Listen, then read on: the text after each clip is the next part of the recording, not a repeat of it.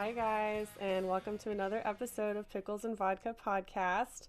This is the first episode of 2019. Very exciting. I'm ready for the new year. I don't know about you. Bring it on. This is my sister Caroline. Hey. You guys might know her from her Instagram takeover a few days ago. We have been traveling cross country for the last week or so. I don't know. How long has it been?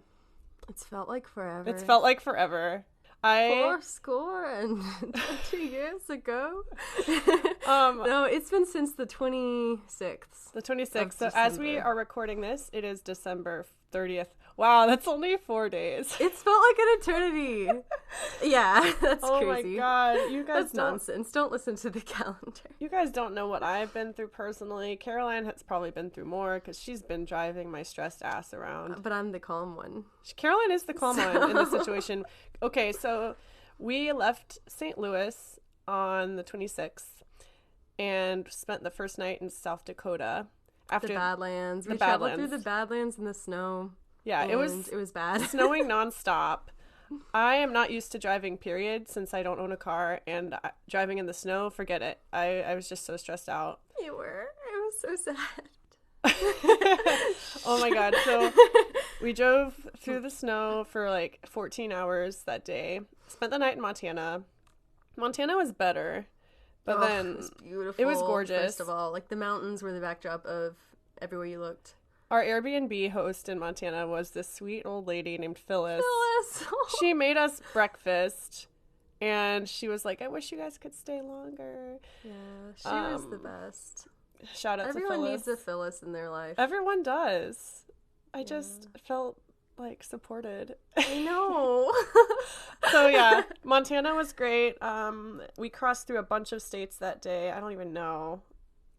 Idaho, Wyoming. The corner of Wyoming. And we saw buffalo, and so we got super excited, and then we kept thinking we saw buffalo, and it was cows. It was just cows. But I think one time we saw buffalo. Time it was really buffalo. I really want to think they were buffalo. Like, we could have been wrong. I took a video, and I was like, oh my god, I'm looking at buffalo right now. And then I sent it to everyone I knew, and then it turns out they were cows. Those are cows. But we did see a bald eagle. Yeah, no offense to the cows, but buffalo are really cool. Oh, I don't fucking care about cows. But we saw a bald eagle in the wild. Like, Two of them. Yeah, and that was cool. That just made my heart sore. Like, did it make your heart sore? Yeah. But then it literally made my heart sore. But then we got more snow, and that was a bummer. And then we finally got to Washington, and then we had to go through a pass, and that was more and more snow, the worst ever. People were crashing left and right. Someone turned around in front of us. Yeah, it was crazy. Highway. It was like apocalyptic. Yeah, it was really scary. This Jeep actually was facing us. It was just like an hour and a half outside of Seattle, and we were like, is this ever gonna end? But we finally got here. It was like Bird Box. I don't want to talk about Bird Box. We watched Bird Box last night. I don't want to talk about it. You're not allowed to talk about it on my podcast. I haven't had the pleasure of seeing Bird Box. I'm not. This isn't a movie podcast. I'll try not to divert. But yeah, we're finally in Seattle. I am getting my room set up in my new house, and it's a work in progress, but I love it here so far. It's so cozy. I'm glad there's no snow. Me too. Rain is better than snow. This girl took a walk today, and she was out there like in an hour. I don't know. And you came back and you were sweating and you were taking off everything. Today's been beautiful. Yeah. Which sucks because Caroline hurt her knee somehow unloading stuff out of the rental van, and she hasn't been able to walk all day. So she's just been chilling on my mattress watching Netflix. The theory of everything. I'm just gonna throw in there all you these go. movies. I should be okay, in a movie. Caroline, you're not. No. Okay. Stop talking. Let's get into our topic. So that's how our week has been. Today we're super excited to talk about a topic that's near and dear to us, which is super exciting. You want to say what it is, Caroline? Is it family dynamics? Family upbringing and how it affects your mental health. Before we dive into it, do you want to kind of tell the listeners about yourself? Yeah. A little bit? Yeah. So, I am 23. I tell people I'm not really from anywhere. We were both Navy brats, so we moved around a lot. I'm an artist. I have completed some college. was kind of late to go. I worked a lot in my adult or early adult years. And art is really what I want to do in life, so I'm very enthusiastic about that. Really into fitness and weightlifting. Have a boyfriend in Charlotte. My whole life is there. Yeah, I'm really close to my family, but I have had a lot of struggles in my earlier life, or like teen years, ever since I was 14, I'd say. I had body image issues and a lot of self-confidence issues that have probably lingered the longest out of anything, and it just has really affected my life.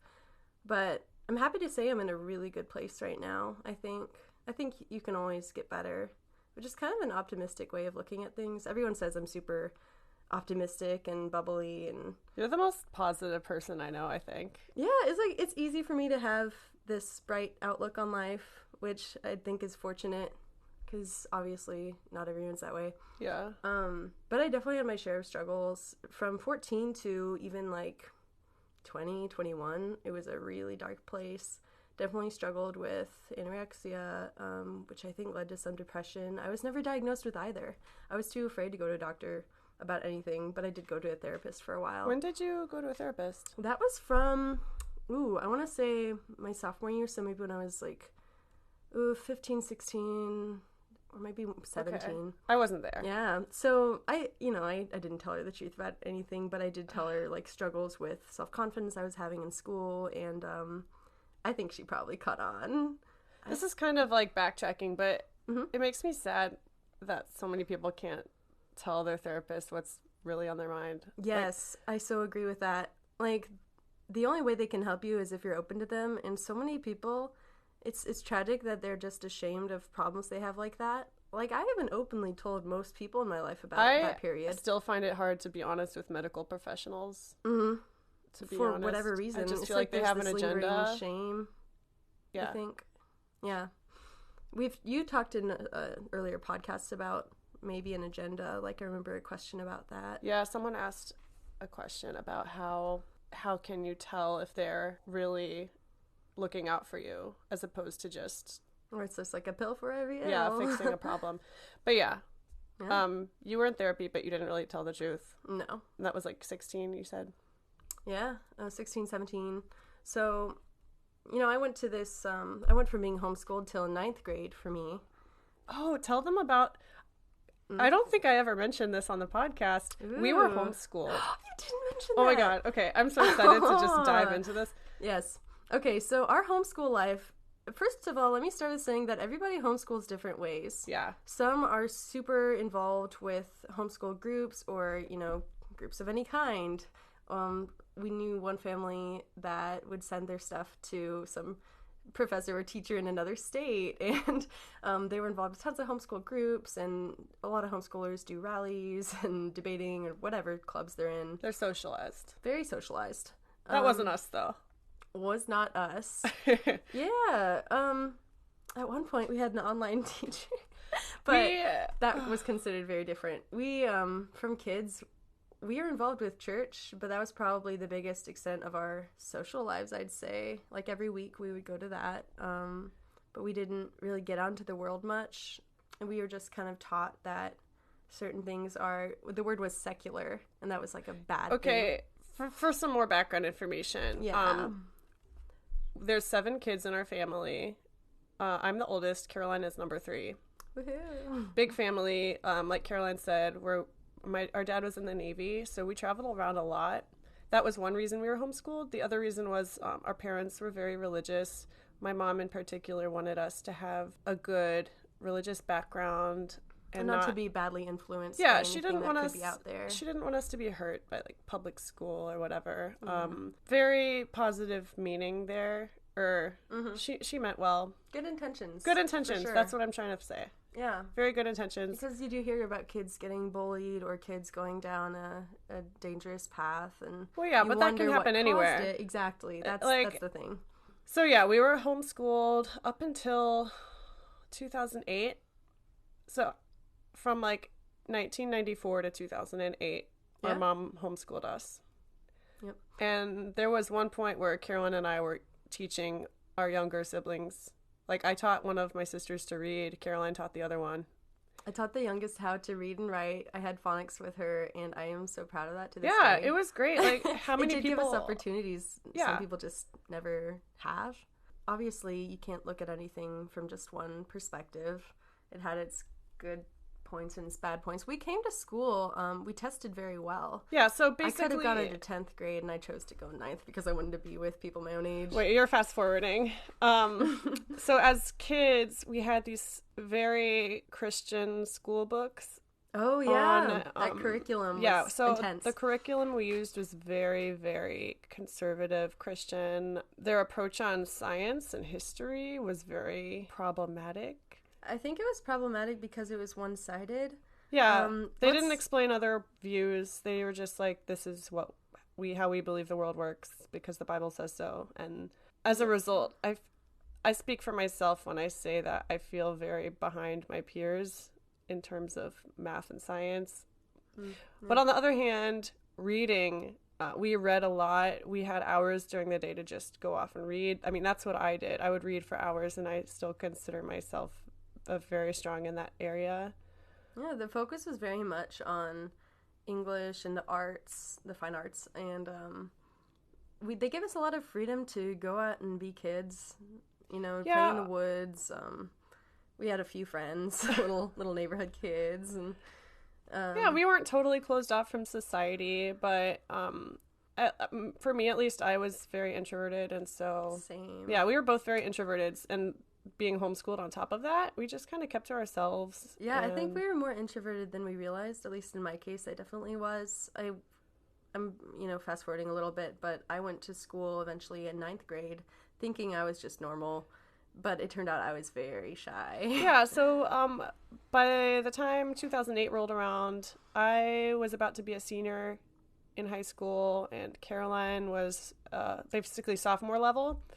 But I went into my freshman class. Yeah. So our mom and dad made the decision to enroll us in a private Christian school. And I had the option of, I just had 1 year left of high school. So I could have graduated homeschooled, but I wanted the experience. Like, if I just have 1 year in school, that'll be better than nothing before college. And Caroline, like she said, you wanted to just start high school off freshman year. I was super excited to be going to school. I was nervous because I had anxiety over it. Any kid in my situation might have, but I was so excited. I thought I was the most personable person. I just was not aware of my shyness. And I was just like, this is going to be the best. To this day, I still appreciate going to classes. I always loved learning. So I was actually really excited about that part too. And just having a broader range of things that I get to learn. Because our mom is the one who taught us, and she didn't thoroughly know all the subjects she taught us. Yeah, she graduated from high school. And didn't really have any higher education, which is fine, but I don't know if she ever really wanted or was equipped to be a teacher to 7 kids. I think not to such a broad range of subjects. I couldn't do it. I could never do it in a million years. Yeah. And I went to college. I have mad respect for her. Yeah. And I think... Me too. I'm glad she decided to call it quits when she did. Because our younger siblings have been in school most of their lives. They barely remember being homeschooled, so... Near the end of it, it got very unstructured for me, at least, because my brother and I basically... my mom had us skip a grade, and I skipped 5th grade, and I went to be in my brother's area of learning, my older brother, so that's how I tested into being a sophomore, because I was with him in all our classes, and we had this new online learning program. She was like, okay, just go do that, and it was we didn't have the discipline. It was all over the place. Yeah, basically. I'm trying to explain it, and even that sounds crazy. I mean, we don't want to talk about school forever. That doesn't really have a ton to do with what we're going to talk about. So, mental health.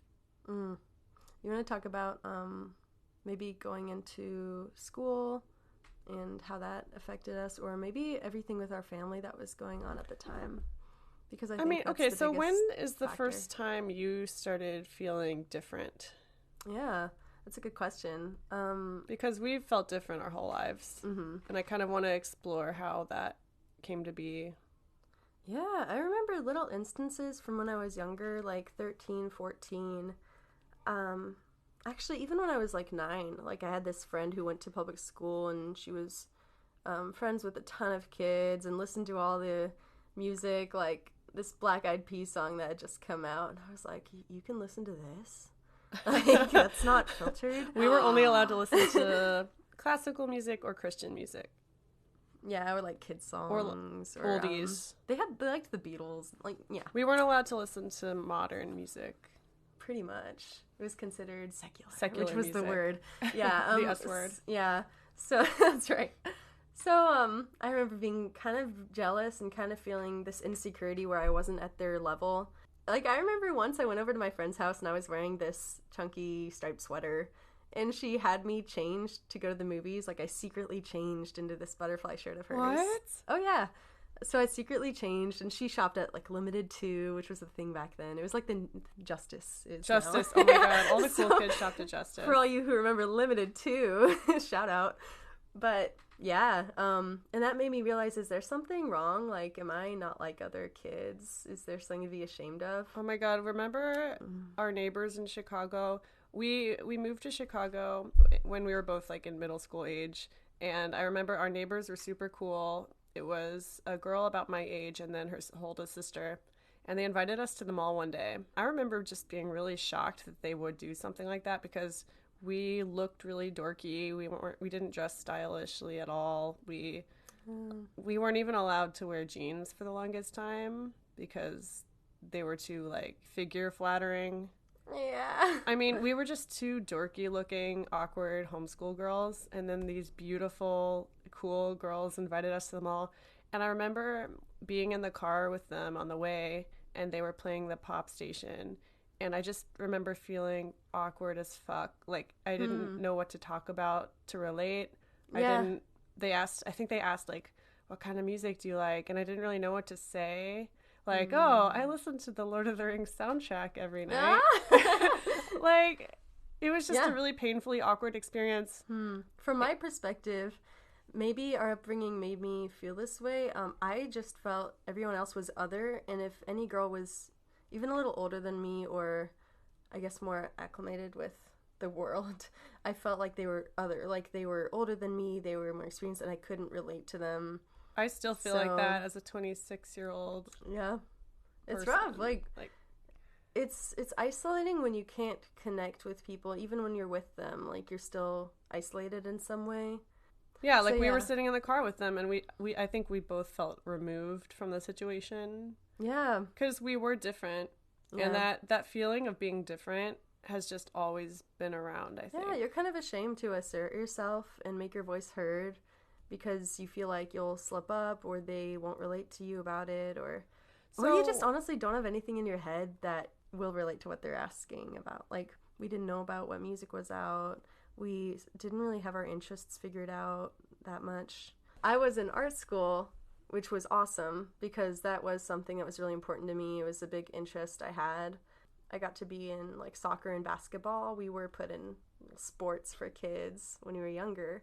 So kind of had our interests, but I never really felt free to explore whatever I wanted to. For me, those felt kind of like obligations. Like, our parents put us in those so they could say, oh, they're socializing. Yeah, but we want them to be healthy, so here's some sports. Which, kudos to them. That's great. I'm glad we had that at least. But personally, I did not like the sports. And Caroline was in art. I did piano for like 12 years. And that was great. But I think we never really got to carve out our lives how we wanted or have a plan for the future with what we were doing. I wanted to quit my art lessons and especially my soccer and basketball lessons so many times, but it was like what we did as kids because they put it in front of us, and that's what you're supposed to do. Yeah, and I think having a lot of kids, they put us in the same teams, and it was easy to pick up and drop off. Again, we weren't completely isolated. Like, to be fair though, I think that doesn't just apply to homeschoolers. I think a lot of people can relate to that. Like, being made to engage in activities, like extracurricular activities, when they don't really want to. Yeah. And it's hard when you're a kid because you don't really know what you want. Yeah. And so it's like, does it help you or not if they put you in stuff like this? I don't know. I did feel like if I had told them, like, hey, I want voice lessons or I want whatever other dance lessons or whatever it was, they wouldn't have been able to do that for us just because they couldn't afford it and there were so many of us. It was just not really an option. So you felt different growing up, as did I. When did you start feeling like things changed? Yeah, I started, like I mentioned about when I was younger with the shirt. That's just one little instance.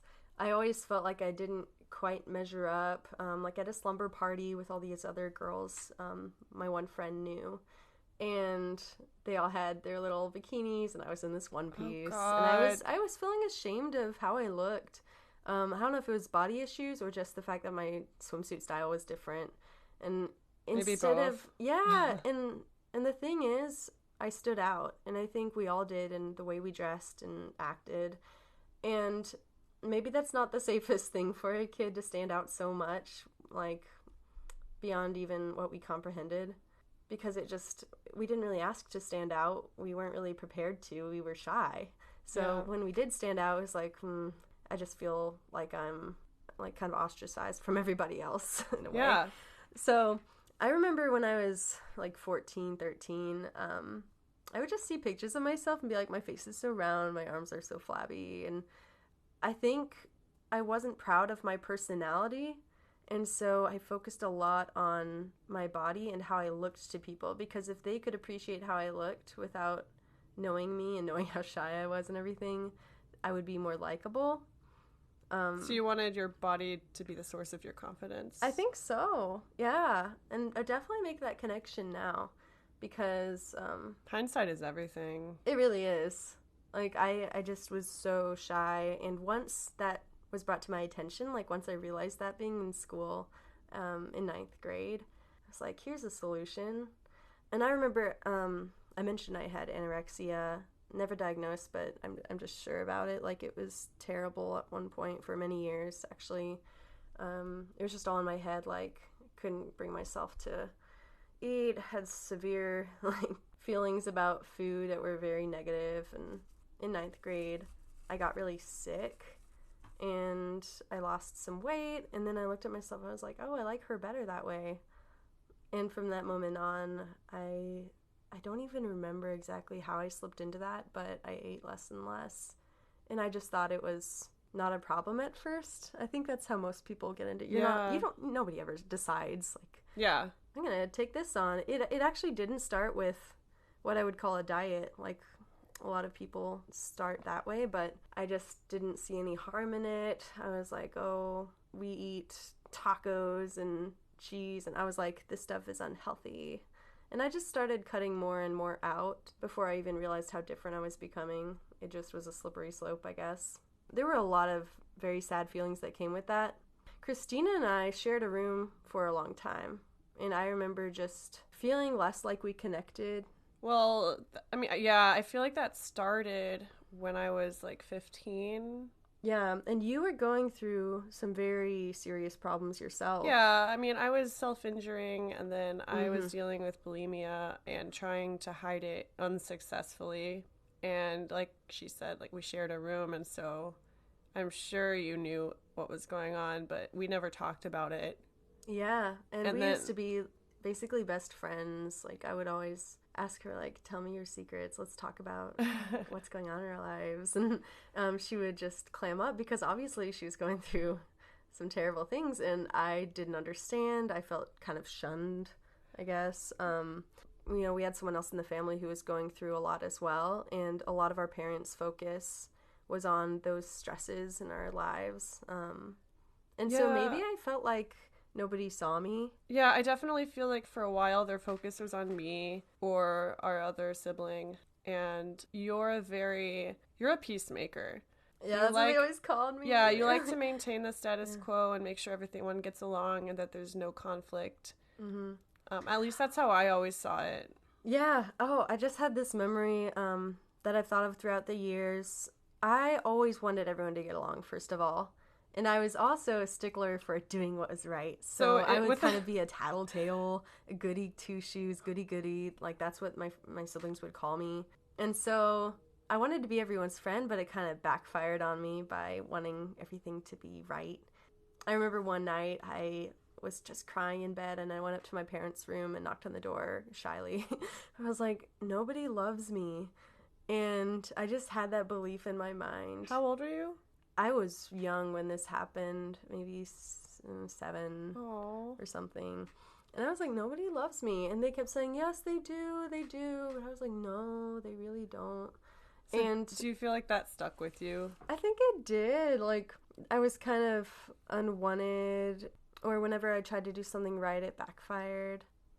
So, I mean, there were some negative feelings all throughout my childhood like that. Yeah, I mean, our family has a lot of issues, but yeah, and so that was like more like self-esteem stuff. Like, I counted on other people liking me to feel happy about myself, and I was very unhappy with myself.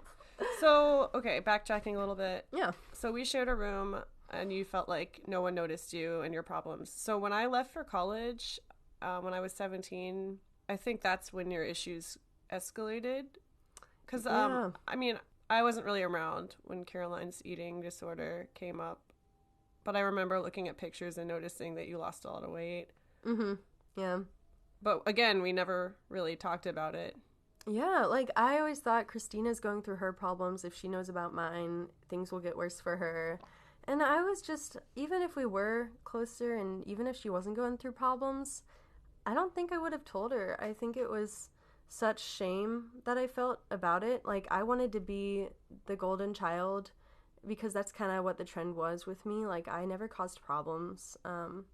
I was always helpful with my siblings. I didn't really have any troubled teen years, as in causing my parents a bunch of strife. So I was kind of like, oh, I don't want anyone to know what I'm going through because they're going to think I'm just a problem child. They won't love me as much. And that's kind of what I was going to ask you next. This episode is about like family upbringing. What do you think, what role do you think our upbringing had in your eating disorder? Yeah. And also, like, how do you think mom and dad felt when you were going through this? I think it had a big role on developing that because, I don't know, there were different instances throughout childhood that made me feel kind of weird about food. Our parents always stressed moderation. They would say, have moderation, don't get seconds, have moderation. They would, I feel like there was a lot of fat shaming in our family. Yeah, I was gonna say, like, they would kind of point out, like, big fat Americans, as they would probably call them. Yeah. And, they'd be, like, grossed out by them. There was no attention given to body positivity. I know that wave has come kind of recently, but still, didn't really appreciate all kinds of beauty. It was, like, a very narrow... Yeah. And, you know, my mom, maybe in spite of herself, maybe she didn't realize, she made a lot of comments about losing weight, and she was always very thin. Her friends would be like, oh, you always drop the baby weight so fast. They would always comment about how tiny she was, and maybe I kind of caught on to that and wanted it for myself. And I think our religious background kind of contributed to it as well. Oh my goodness, let's talk about that. Okay, guys, this is a very hot topic for both of us, and I don't want to alienate any of our religious listeners, but this is our experience and how it has affected us. And I'll say I do consider myself a Christian still. Like, I actually hold on to a lot of those beliefs. Yeah. In kind of a different context maybe, but I do. So, with all that said, we were raised with modesty was the word. Modesty culture. Yeah, you might be familiar with it. How would you describe it to people who aren't familiar with it? Basically, in order to keep particularly men from straying from a righteous path, you should draw attention to your countenance. Because your face and your bright smile and your beautiful eyes. And all about countenance. Yeah, which alone is about just physical beauty, which some people are genetically prone to or not. So, and then the enemy of countenance is your body. Yep. And we were blessed in the chest. We were like, oh my gosh. This is literally what our mom would say. Yeah. Sorry, Mom, I know you're listening to this, but it's hilarious. And it's kind of great, but she would be like, ladies, you're blessed, so you got to cover up that chest. Yeah, like she... Because we all have like, well, me and Caroline have like double Ds. And so... Yeah, even from when I was like 10. Yeah, from a very early age. And so she would just constantly remind us that men loved it, but that we should cover up because of that. It was very conflicting views. Like, you're blessed and you should be proud of this, but also for one person, it's a bad thing and you need to cover it up, or else you're going to get the wrong kind of attention. Yeah, which put all the responsibility on us versus like how the culture around us acted. But also the main thing to me was that it made me very ashamed of being bigger chested, of having a butt, of showing any of that. Like, I remember getting minimizer bras and thinking like, oh, how can I look straighter? Like a straighter shape, not curvy. The thing is, guys are going to give you attention no matter how you're dressed, no matter what your body looks like. I remember walking down the street with another homeschool friend, and we were both wearing baggy shirts, floor-length skirts, and we still got catcalled. Yeah. It doesn't matter. That's a whole other thing we could go into. Oh, yeah. We're not going to talk too much about that. But there was definitely a double standard. Modesty culture was a huge thing. And I think it really affected both of our body images. And to this day, I can't really feel any sexual feelings or any, dress provocatively, even without feeling this deep sense of shame. Oh, man. See, I fortunately was able to kind of get past that. And maybe I even went the other end a little. Like, I was like, woo, I can wear what I want. I can flaunt these curves. But, yeah, I realized it really could garner feelings of shame, of course. Like, I do think that was a huge facilitator for all my problems with body image and what I thought of myself, whether I was a good or bad person. Yeah. Like, even tighter fitting clothing was considered just, like, terrible. And if you see someone with that, they must have bad judgment. They must be trying to call the wrong attention to themselves. Like, you can't be sexy and have a nice personality. Like, that was the kind of thought. Personality was totally tied to appearances. Yeah. I think this is the big connector in all of this. Personality was connected to physical appearance. Yeah. And because I was so shy, I thought maybe my physical appearance will fix this. And also, I thought, like, maybe I'll seem like a better person if I minimize these curves that are so scandalous and so terrible. Like, I didn't want to be, like, a temptress. A Jezebel. A Jezebel. A Delilah. Oh, yeah, man. more like a Delilah, yeah. So, shout out to anyone who gets the Bible references. Oh my God. But, I hope you don't. Yeah. So, that was a big problem. It wasn't about the personalities. It was about how you dress. And things that I see now as so shallow, like, there's so much more than those things. So how did you eventually recover?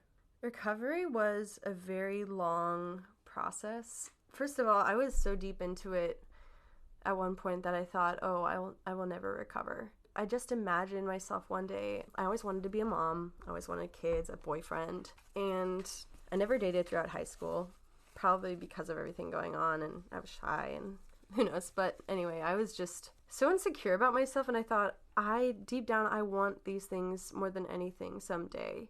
I want a house with a family that I've raised myself, and I want a loving boyfriend or husband, and I want to be happy about myself, and I want to go to the gym and be strong. And I just pictured this woman that didn't look like me at all, but I pictured her, and I thought, maybe I can be her someday, just not now. And I always had that in my mind, like, this woman that was thriving and happy with life and not hiding up in her room journaling and sleeping most of the day because she was too tired for anything. Like, I would sleep most of the day. I would journal, then throw it away because I knew someone would read it. I would just think all the time about food, and I would weigh myself so many times in a day. Anyway, it was just such a trap I was in. I just never thought I could get out, but I hoped I would. And I think it's those feelings of hope and longing that helped me finally get out. Somewhere in me, I knew I could do it if I I don't know if I tried hard enough or if I accepted that I would gain weight or... But that's so terrifying at the same time. Oh gosh, and it feels so out of reach when you're in the throes of it. Yeah, like just the magnitude of how hard that would be. I just turned down the idea for years. And we're talking crucial developmental ages too. Like I was 14 to 21, I think. And it just, you know, who knows how that affected me. But I was just in this terrible place. And it was so gradual how I healed. I never woke up and said, I'm going to heal from this.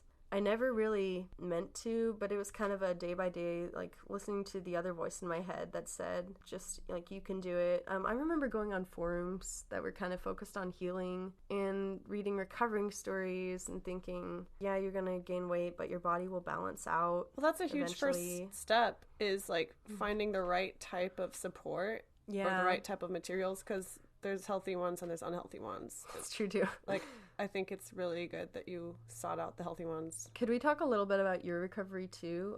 While we're on this? Recovery? Just kidding. Actually, yeah. Like the way you were forced to, quote, recover.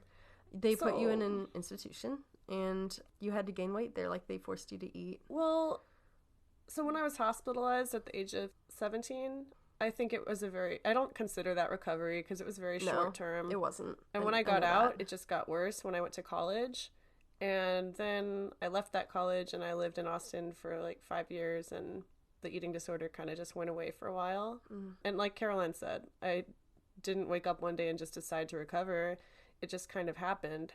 I know in a previous episode with Bianca, she kind of said that it just happens sometimes. Like, you are in the right place at the right time and you're in a good mental state and you just kind of give yourself over to the feelings, and I don't know. And I became vegan after moving with a relative apart from my family.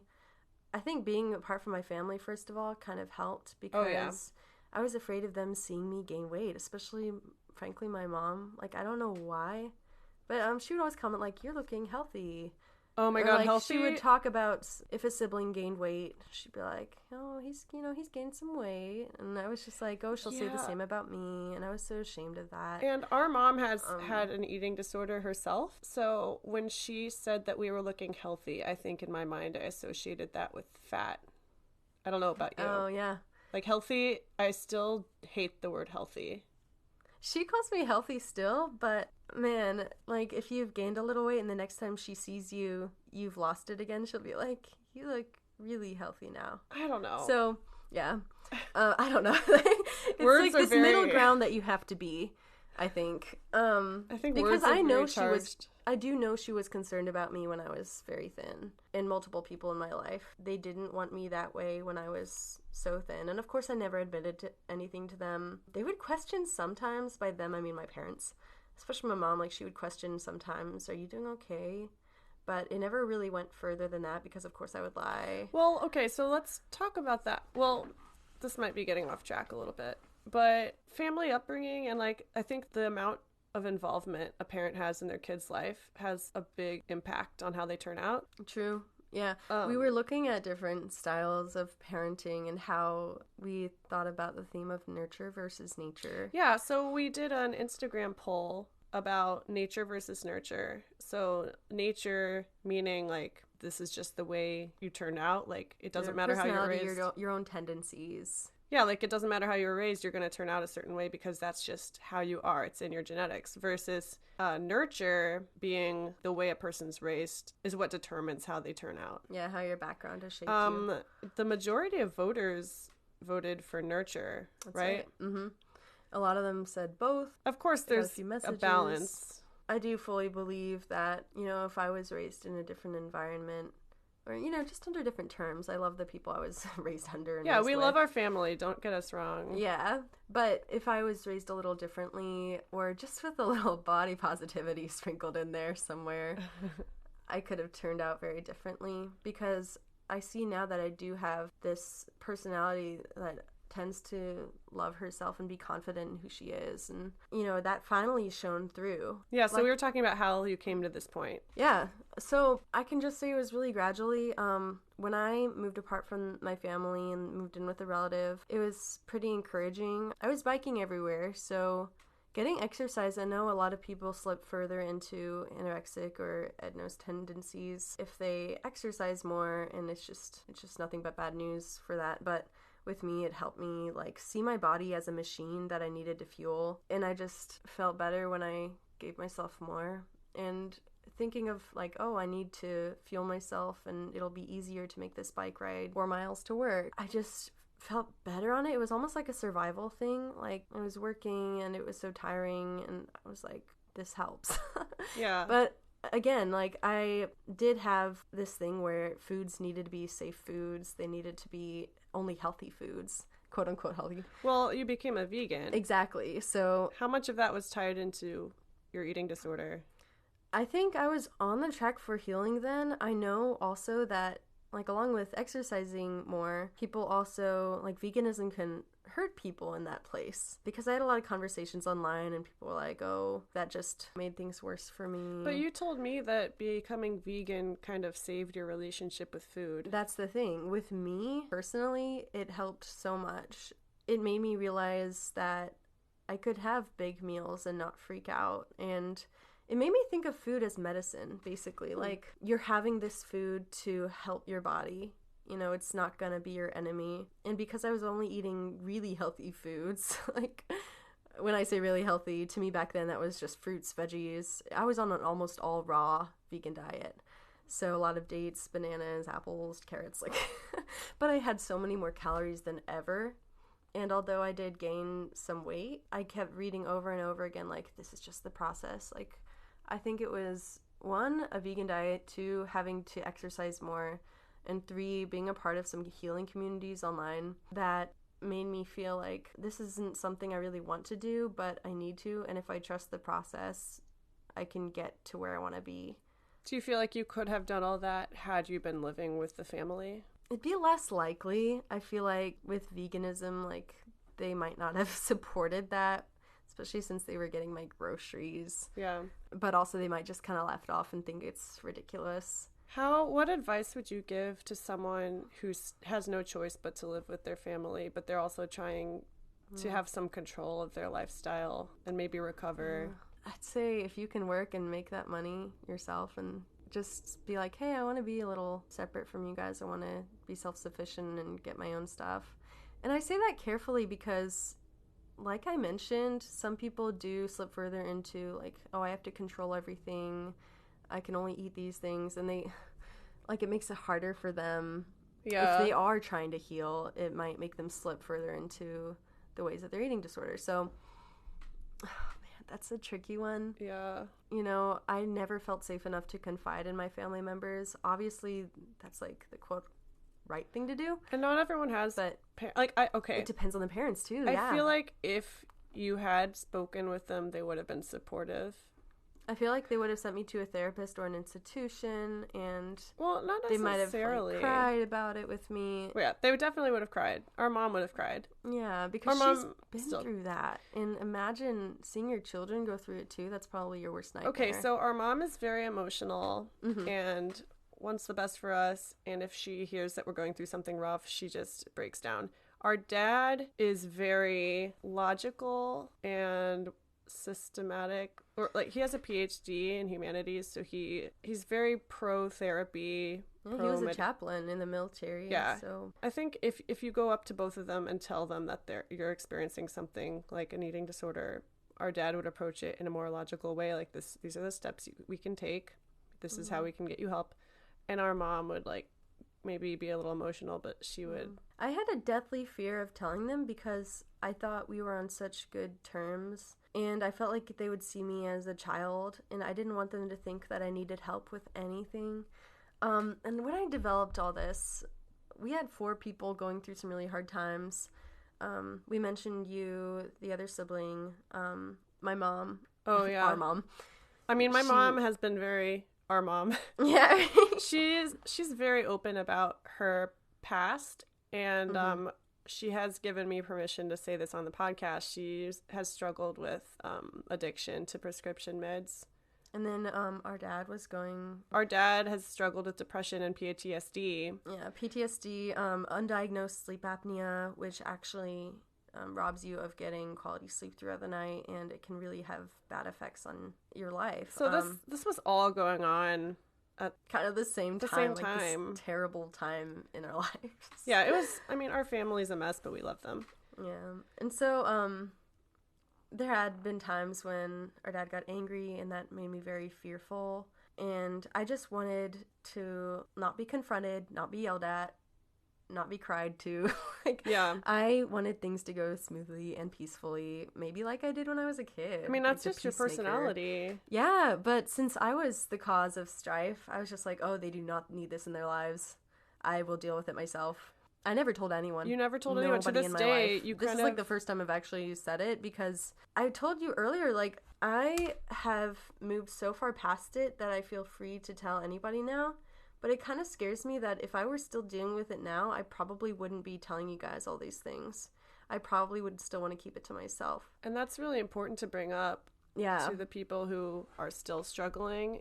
It's so important to talk about this stuff with anyone you can. Like, even if there's someone online, like, your friends will probably be more understanding than you think. Yeah, like, and if they don't, they're either just kind of unsure what to do and it makes them nervous, or they're assholes and you shouldn't be friends with them. If I could go back, I really wish I had shared more with you. Like, when we shared a room. Too. I didn't tell anyone, and we related so much on so many things, and we talk all the time about them now. Yeah, like this podcast.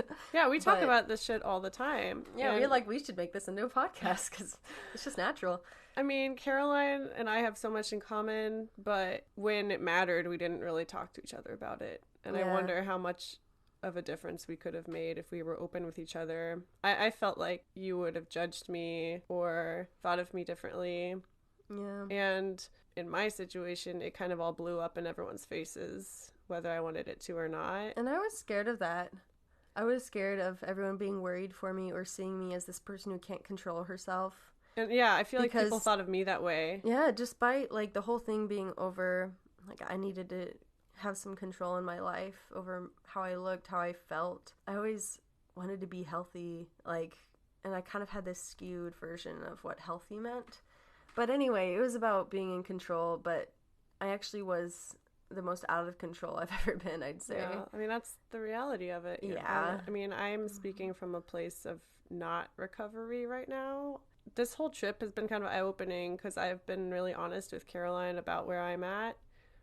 It's been really brave, I think, by the way. Like, I think even if you think someone has been through it and they're trustworthy, it's still hard to go out there and tell them you're struggling, even if recovery isn't in the forecast. Yeah, like, I want to practice harm reduction. Like, I want to hurt my body as little as possible, even though... Yeah, that's a step. Yeah. It's a big one, baby actually. Steps. Communication is the first step. Like, I'm lucky that Caroline has also dealt with this, and so we can talk to each other about this. Like, we can go to the gas station and get food snacks, and she'll buy this popcorn that she knows is a safe food, and I'll be like, is this okay? Yeah, I love it. We can just talk like that. It's so nice. I check myself sometimes because I don't want to seem like... I mean, me too. I don't want to trigger you either. See, the thing is, it's amazing, guys. I never thought I'd be here where nothing seems to touch me. Nothing triggers me. Like, I thought it would always be this little demon on my shoulder. Because a lot of people who say they have recovered, and I believe them, they still kind of have these thoughts in the back of their head, or certain things could... Like our mom, I think. Make them... I think so. I think she's the type where... I think that's most common for that to happen, where the person still kind of struggles with those thoughts all throughout their life. And sometimes I even think, like, did I have it as bad as others? Well, it's different for everyone. And I honestly think it is more common for people to always have those thoughts. Like, it's a chronic condition, and that's totally fine. Exactly. You know? It is. And, you know, you're very strong for going day by day with those thoughts and resisting them. For me, it's incredible. Like, I've gotten past it. I don't even look in the mirror and think, that is perfect. That is exactly what I want for my body. But I still accept myself and love myself and am fine with it. And I just feel so positive when I'm with you. Like, you do? yeah. Aw. I mean, sometimes it's almost obnoxious how positive you are. Probably. I mean, this isn't a recovery podcast. No, guys, no. I mean, I know everyone is struggling, and I just want to say, like, you can talk about it. And even if, you know, you're seemingly recovered, there's always going to be something you're dealing with, and that's fine. Yeah, that's right. And, you know, I don't like myself all the time. But what I traded for that, everything I traded in order to be the way I am now, that's just one little downside that I would take any day over everything I went through. Aw. Any day. That's so wholesome. I lift weights a lot now. About 5 times a week when I'm doing well in my program. I've kind of, you know, I've let up on it a lot since I had a few like minor injuries, and life's been really busy doing school and work. But yeah, talk about how weight training has helped you in your journey. Oh my goodness. Weightlifting was one of the best things that happened to me, because with me personally, it helped me, again, view my body as this machine that needs to be fueled. And it's interesting because with weightlifting specifically, getting gains, as they say, or basically building muscle is actually a really positive thing. And it also teaches you that weight is very complicated.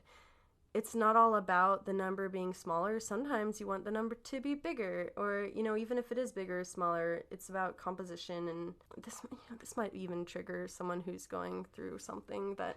Don't worry about it. Yeah, but basically it teaches you to respect your body and to trust in processes. It made me realize that how I look, yeah, it still matters to me. I can't say that it doesn't. But if I'm in a process and I know I'm getting somewhere positive and building something, it's actually a really exciting thing. Like, you're able to look at the big picture. Yes. And even if my body doesn't turn out how I want, that doesn't matter to me.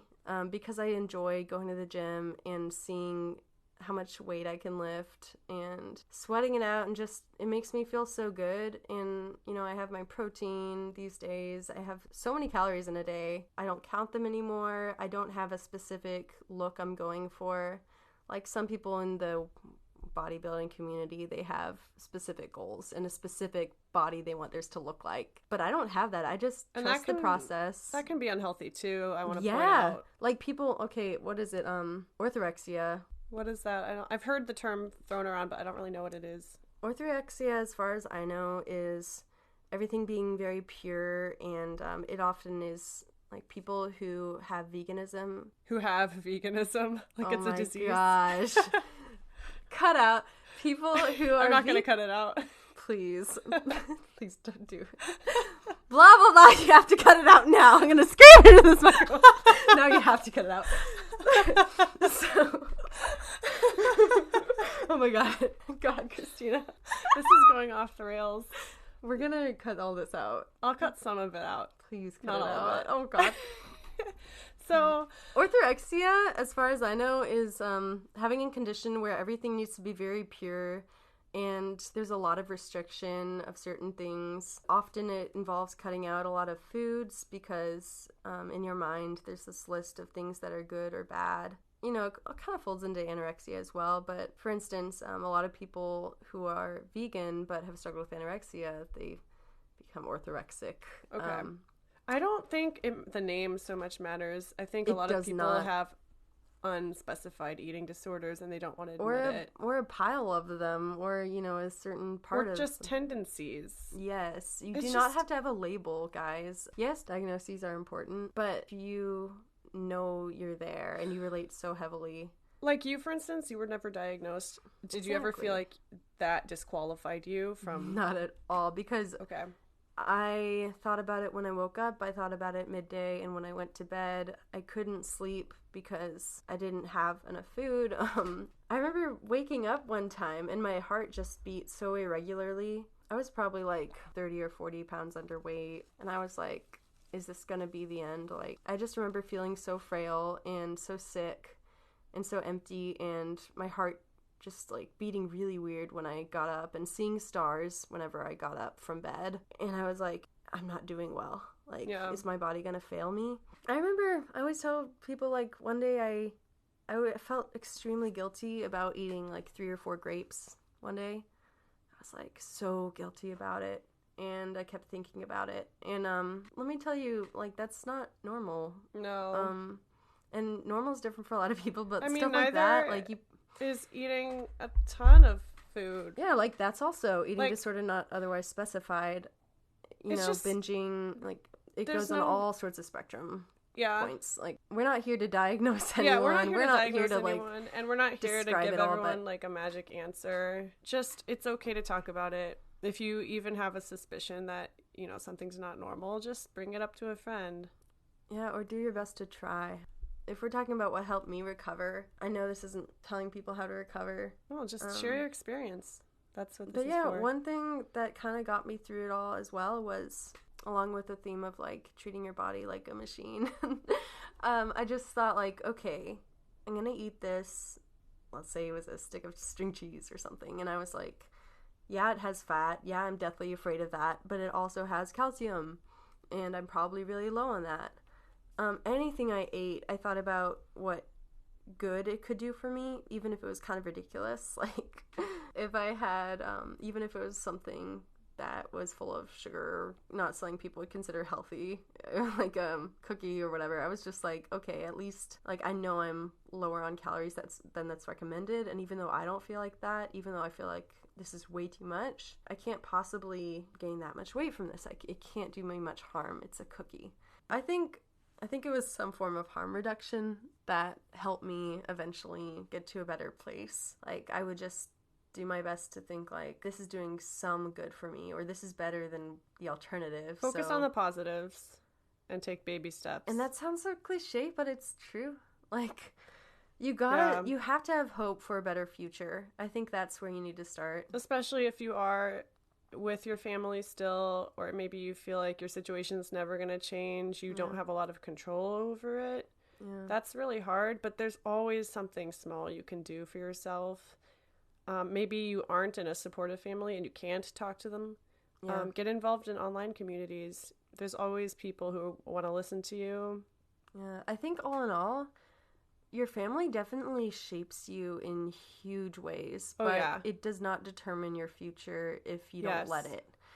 It can, and you know, it's easier to fall into whatever you've been brought up on, but yeah, I mean, it would be really easy for me and Caroline to blame our issues on our family. Yeah, but that's not it. Yeah. Like, in the end, I had control over what happened.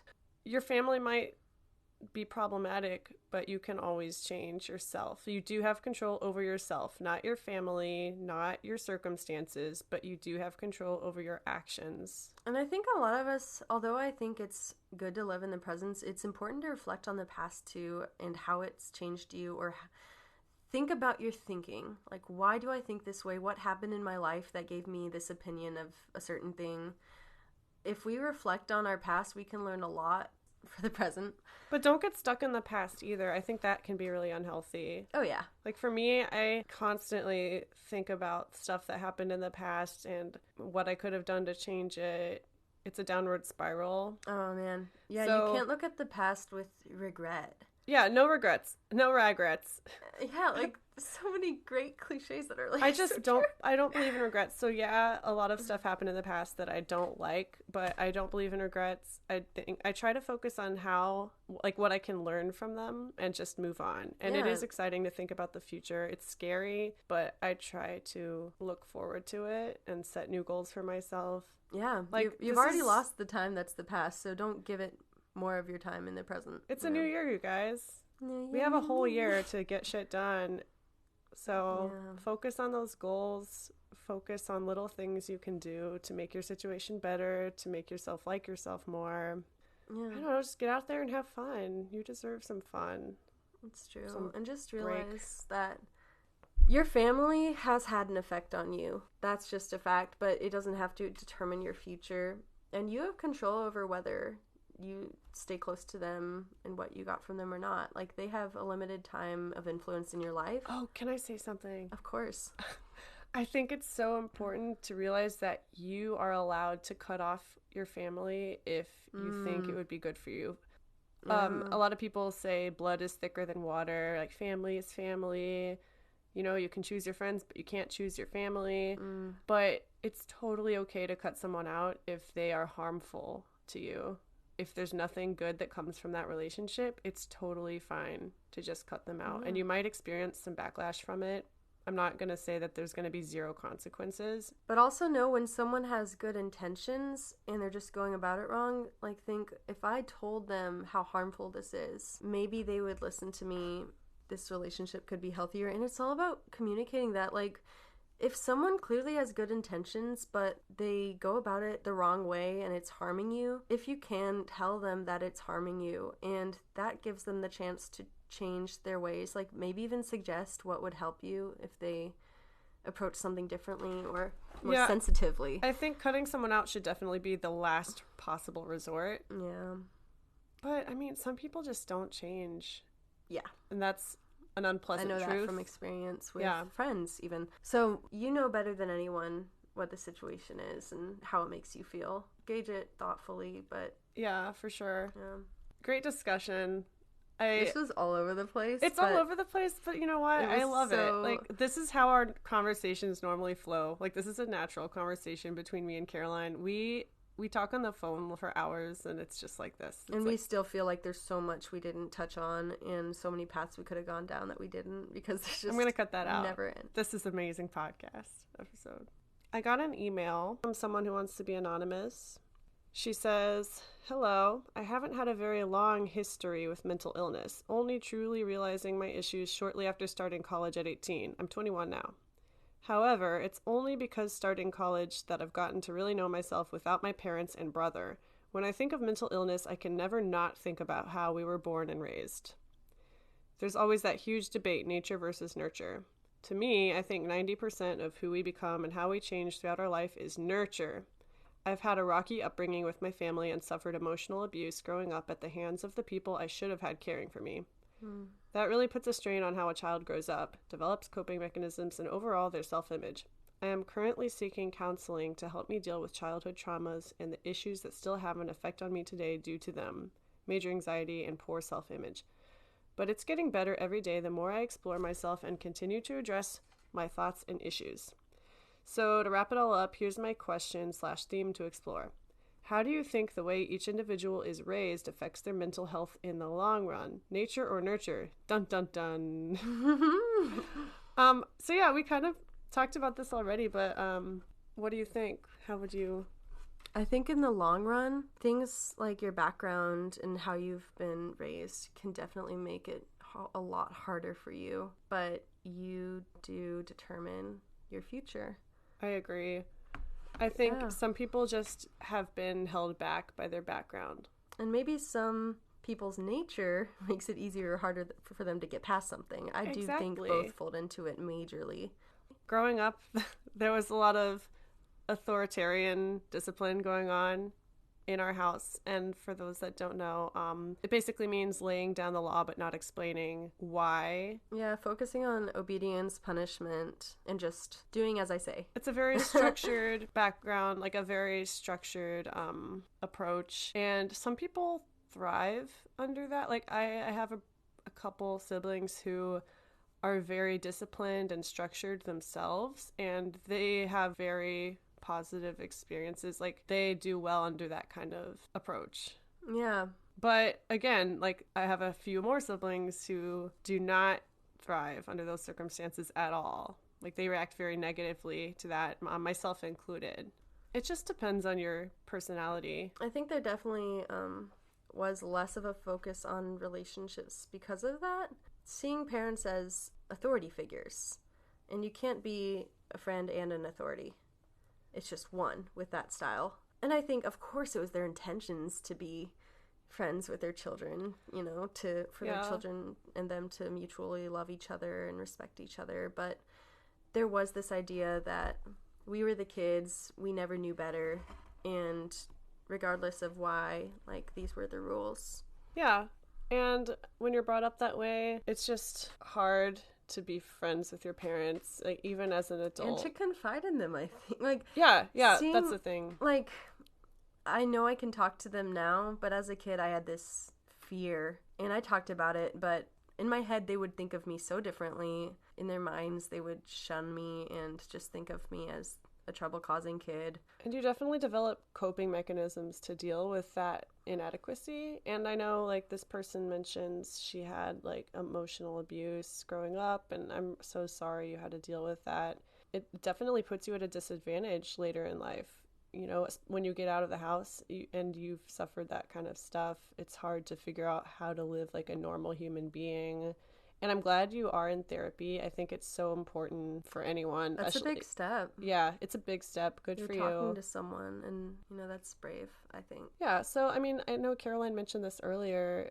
It's really important to reflect on the past and to explore maybe this is why I feel the way I do now, and then just let it go. Like, once you figure out why and you've dealt with it, don't fixate on it. Just let it go. True. Like, everything you hear about, stay in the present. Like, it's so good important advice. Yeah. Yeah. That's what I do generally. I just know that I've learned from the past, and now I can forget about it, basically. Like, I hardly ever think about those days anymore, which I never thought would come to play. They're kind of all a blur to me. I never thought it would be that way, and it's very refreshing. I'm so happy. I'm so proud of you. Too. Oh, this has been great. It's so cold up here. I want to go downstairs and watch a movie. Yeah, I've been trembling this whole time, and I don't know if it's whether Well, we just had a shit ton of coffee, and it's also freezing up here, so we're just sitting here hunched over the microphone, like, shaking. And we're talking about kind of, like, stuff we feel very strongly about, and I think that's why I'm shaking, too. But who really knows? It's the mystery. Caroline has to catch a 3 a.m. flight tomorrow, so whoop, whoop. We are going to make the most of our time together and have some fun, break out the hummus and the wine. Yes. Watch some movies, because you guys know now that I'm obsessed with them. Caroline is obsessed with horror movies. I keep name-dropping movies. Horror movies. Her movie choices the last few days have fucked me up. So I'm picking a movie tonight. But they're quality horror movies. Shut up.